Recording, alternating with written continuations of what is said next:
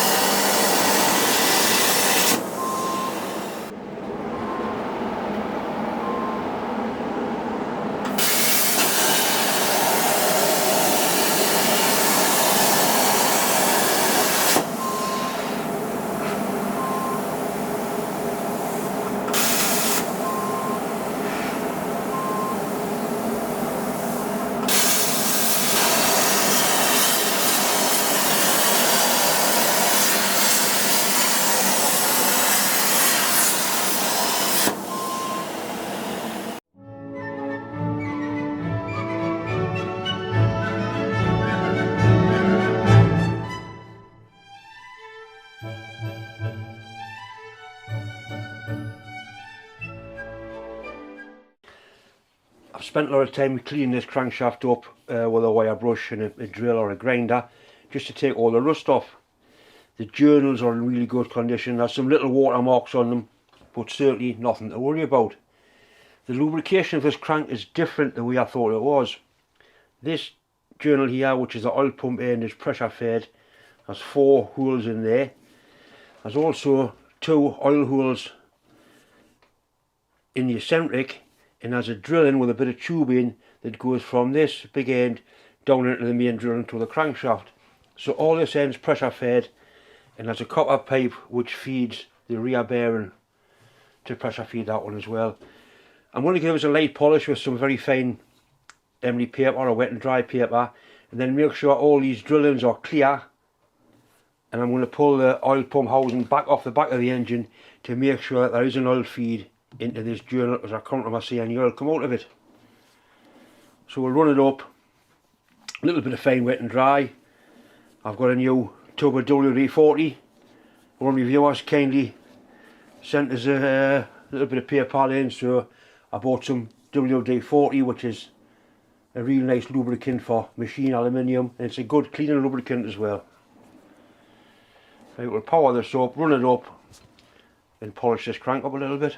I've just got it held in a 3-jaw chuck in between centres, and it'll be fine there. Before you go playing around rotating shafts, you've got no jewellery on, no shirt sleeves, nothing to get caught, everything out of the way. A big long piece of tape, and you can keep your hands well away from the job, just held between 2 fingers so you can let go. At least that's the way I always do it.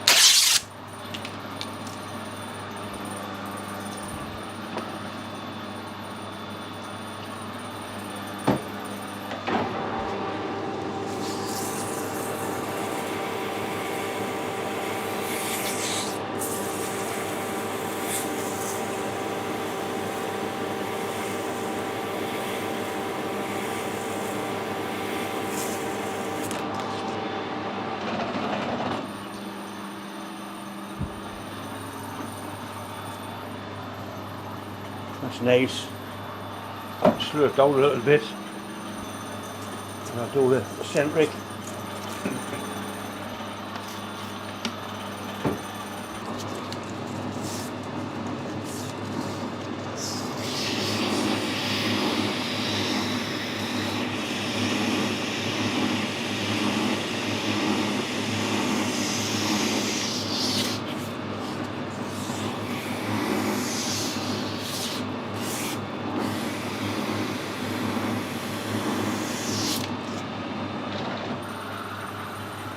All I'm doing is taking the water marks off.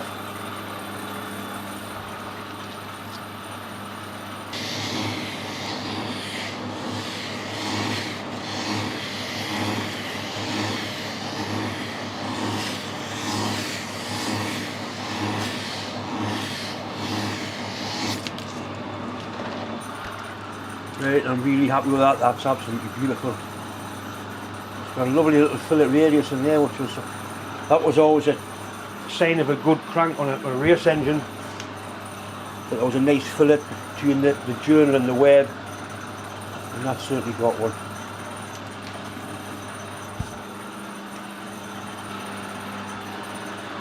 This end of the shaft, that's where the spring was, that's quite rough.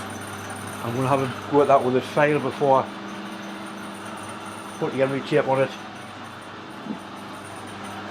Very fine machine file.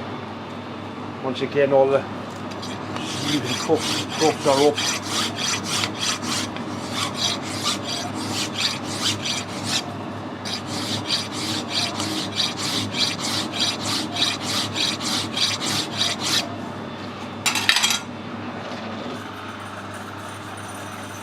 A little bit slightly coarser emery tape on there.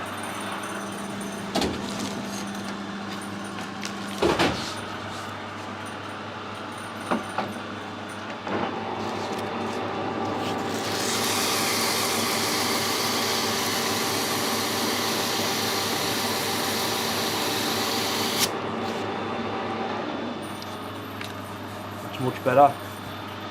Finish it off with some fine.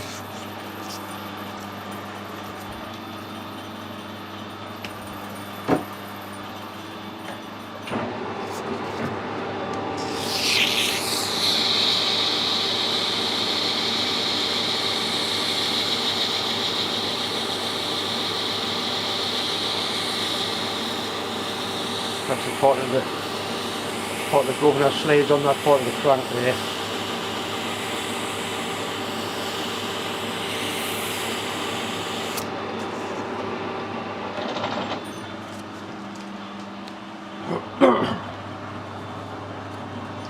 Right, that looks much better. Happy with that.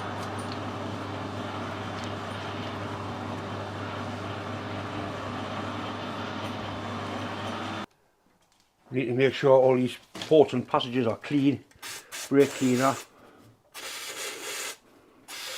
That's going straight through there.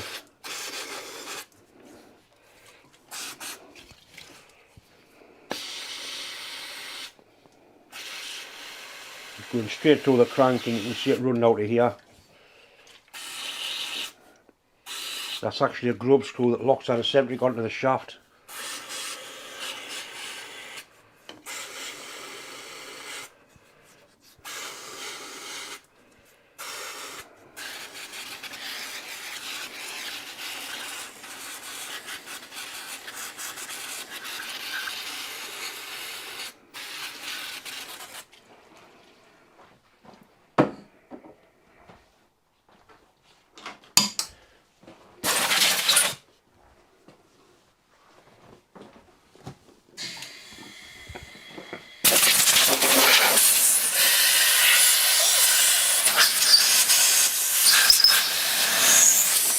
Do it again just to flush out any crap, but they're all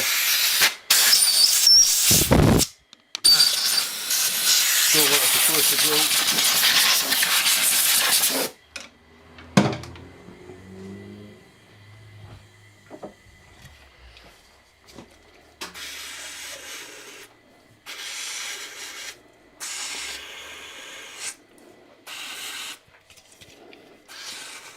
I've actually had this in the ports washer at work and ran plenty of paraffin through all the various ports. It doesn't matter how much you clean it, you still find little pockets of shite. I'll be going to get wrong next by doing this on the lathe, but I can't really see it doing any harm.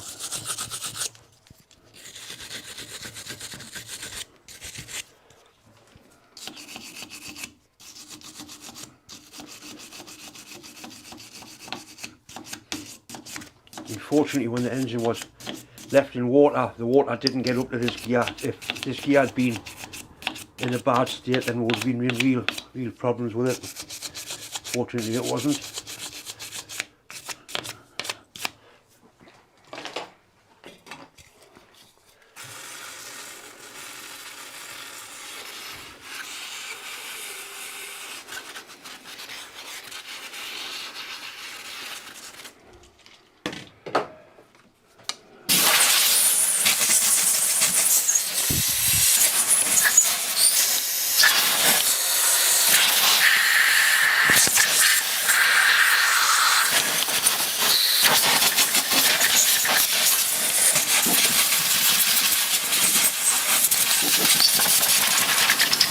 Right, I think we'll settle for that.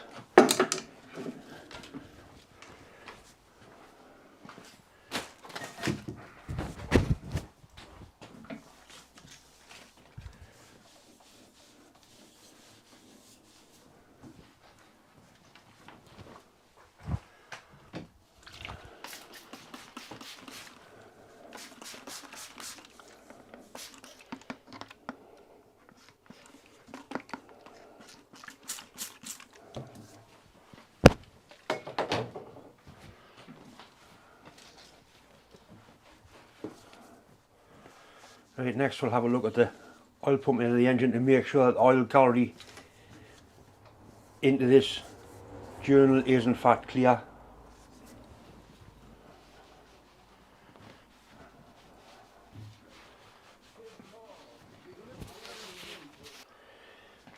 Right, this is the oil pump housing, that's the oil pump plunger that we're using the other day, at least we're playing with the other day. There's an oil hole in the bearing there, and there's a keep screw there. I'll take that out, I will actually have it out and see what's in there. And what I've done, I've found a screwdriver tip, and I've actually ground it, hollow ground it, so it's nice and square on the end, just to make sure we don't do any damage. It's a good fit in that brass screw.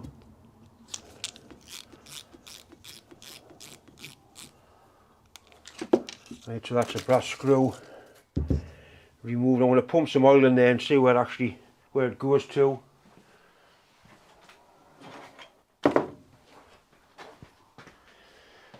got more oil cans, here's the one.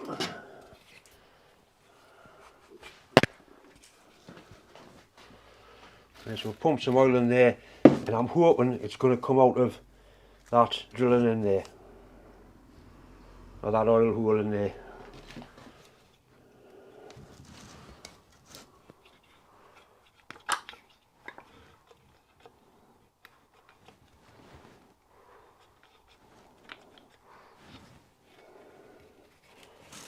That's coming out of that one there.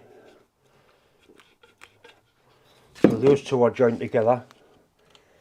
I just need to make a connection between that one and that one there, which I think is starting to happen. We'll try a little bit of brake cleaner in because it'll a bit more pressure on it.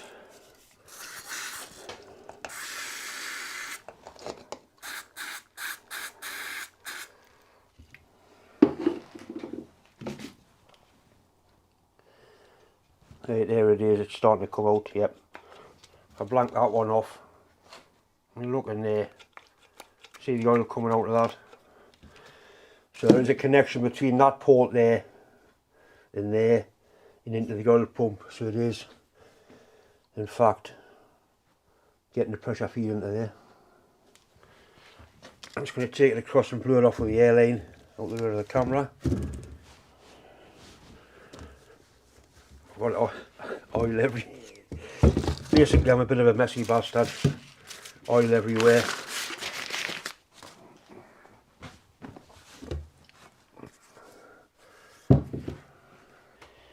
Right, so I'm back to the crankcase now. That's the oil feed into the pump. Remember there's the long strainer in there, and that's the oil feed into the rear main bearing. So basically we can put this end on now and possibly try and get the crankshaft in. I'm just going to use a little bit of grease to seal the gasket. It doesn't need anything more than grease really.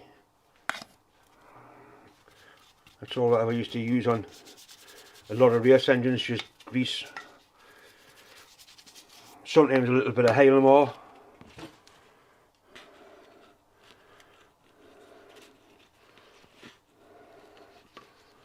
with a nice paper gasket and grease like this, a nice flat machine, cast iron faces will be no problem. So that oil into there, into the pump and out of the pump.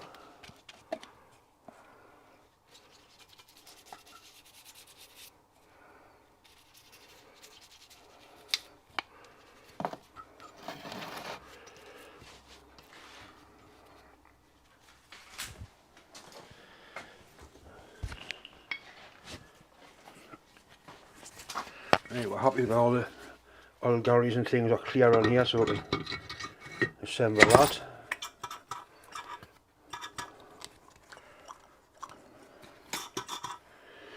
I'm going to put a couple of nuts on just to hold it in place.